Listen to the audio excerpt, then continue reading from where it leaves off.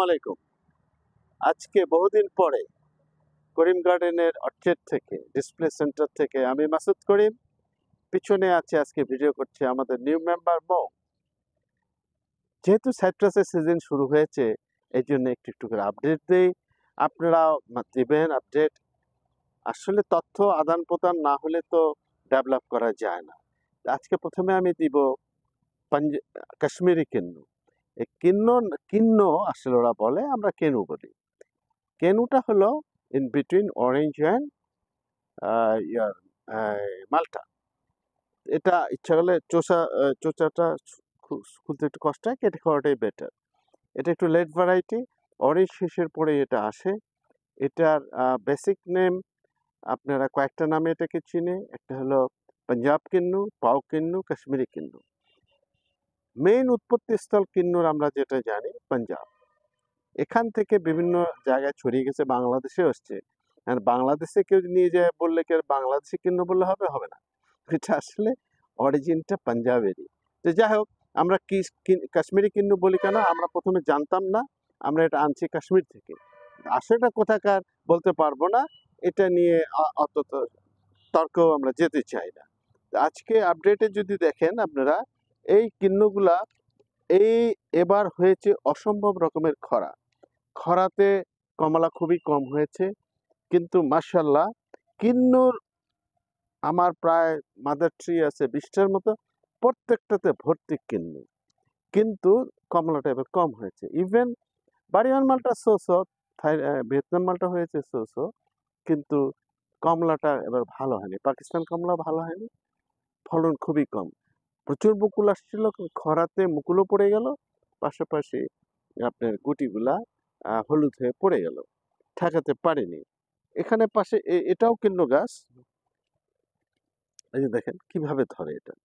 এটা কেবল গ্রোয়িং। এটা কিন্তু আপনার নভেম্বরের থেকে এটা যখন কুয়াশা পড়া শুরু করবে, কালার হবে, ফাইনালি লাল টকটকা হবে, ভিতরে লাল হবে, জীবনও রস শুকাবে না। মানে ফেব্রুয়ারি পর্যন্ত গতবার ট্রাই করেছি। আপনারা ফেব্রুয়ারি পর্যন্ত ট্রাই করবেন না, তাহলে পরের বার কিন্তু ফল আসবে না। ডিসেম্বরের ভিতরে শেষ করে হারভেস্ট করার চেষ্টা করবেন।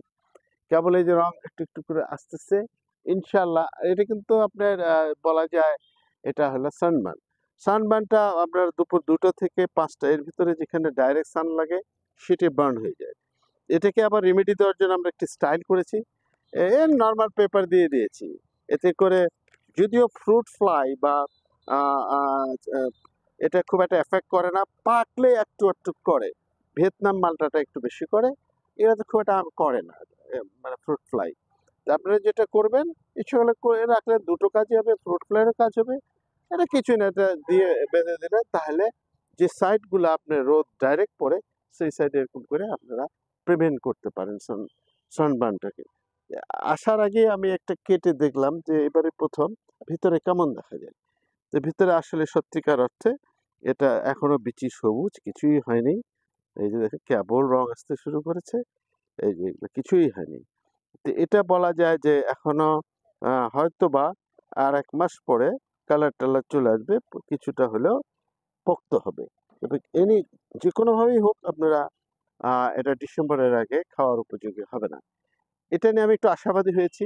এখন বলি সবাইকে, আপনারা কমার্শিয়াল গার্ডেন করতে পারেন। আল্লাহর রহমে এবছরে আমার না হলেও 5,000 চারা সেল করেছি আপনার গার্ডেন করার জন্য। রিটেইলাররা তো একটা দুইটা নিবে, ওদের তো হয় না। তো বাংলাদেশের কয়েকটা গার্ডেন এবার হবে। আশা করছি আমার যেগুলো বড় বড় 20টা গাছ আছে মাদার ট্রি, প্রতিটা গাছেই অসংখ্য ফলন। আরেকটা ভিডিও করব।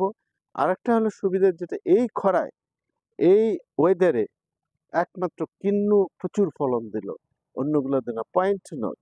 এটাও একটা বিষয়, কিন্তু কমলা আমি সেভাবে পেলাম না। বিশেষ করে দার্জিলিং কমলা, পাকিস্তান কমলা, থাই কমলা ফলন খুবই কম। চায়নাটা এসছে মোটামুটি। আর মালটার মধ্যে ইয়েলো মালটা, মানে মালটাগুলো অর্ধেক ফলন এসছে। গতবার যা ছিল ধরেন 300 পিস, এবার 150 পিস, এই টাইপের ফলন। সবাই ভালো থাকুন, প্রথম শেয়ার করলাম, আগামীতে আরো আপডেট দেবো। বাই বাই, আল্লাহ হাফিজ।